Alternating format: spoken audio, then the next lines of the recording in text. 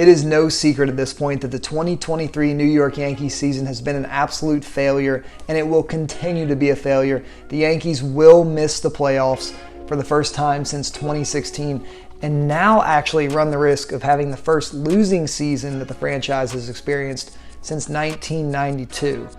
So with about a month and a few weeks left in the season, give or take 50 games, what exactly should the Yankees be doing in these final 50 or so games to wrap up the year? I said this when the year started, and I will continue to say it. The Yankees do have to be playing the younger guys.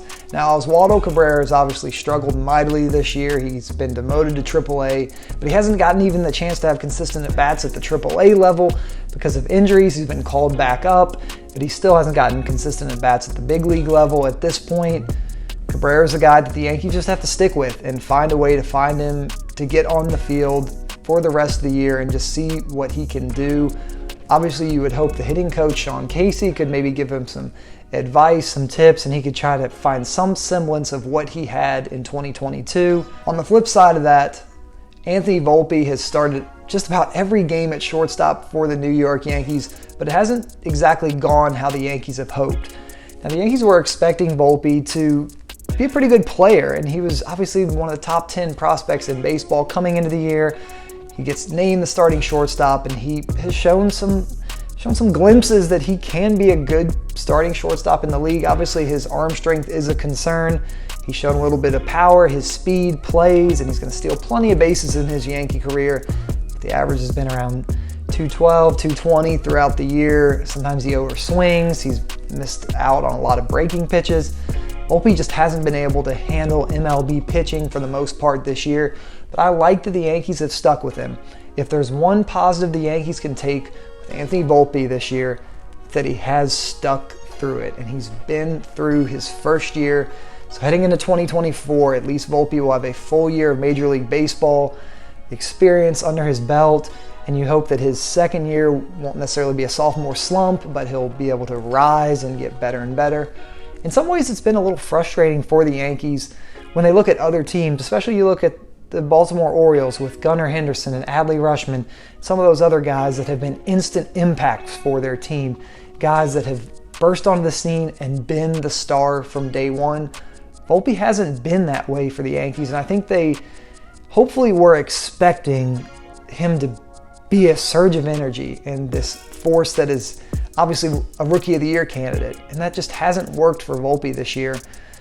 So maybe in 2024 he can kind of have his feet set and improve in a lot of different areas. Oswaldo Perez has kind of gotten the raw end of the stick this year. He's been played over with DJ LeMahieu and Josh Donaldson when he was healthy. Even Oswaldo Cabrera has taken starts away from him. I'd really like for Peraza these final 6 weeks of the year to get entrenched at the third base spot. You think about Isaiah Kiner-Falefa, who's played third base a lot recently. IKF very well won't come back next year. He's set to be a free agent. The Yankees could bring him back. They could not.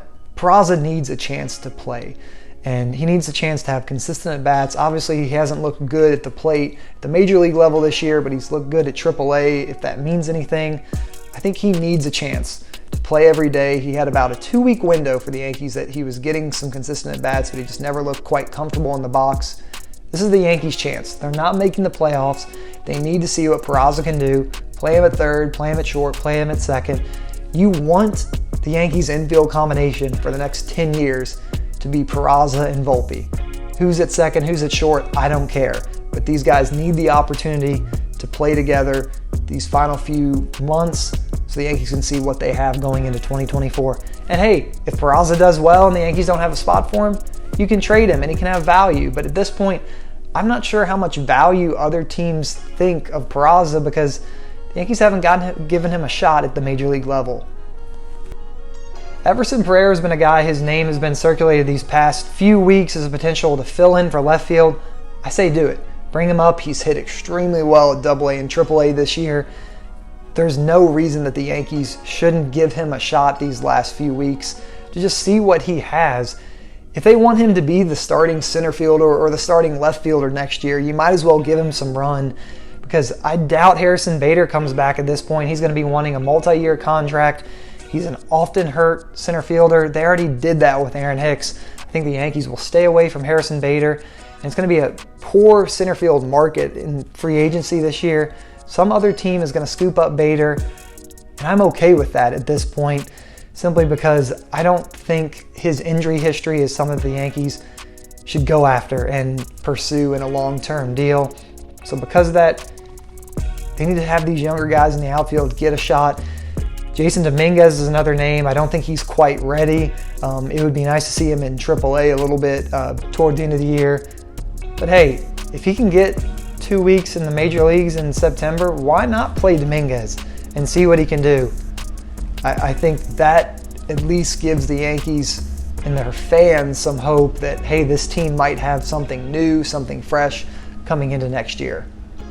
And the reason I mentioned fans is because if you think about the Yankees these past few years, obviously they've been successful. They've gone to the postseason, and these fans have showed up. You hear about Yes Network setting ratings records.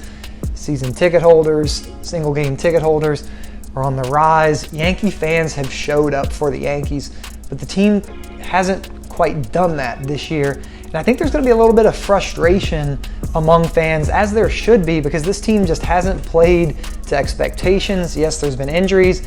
They've also seemed apathetic in some ways. So I don't exactly think that the fans are going to be too excited about 2024, unless, of course, the Yankees splurge in free agency, which I don't think they'll do, or if some of these young guys can turn out to be good players at the major league level.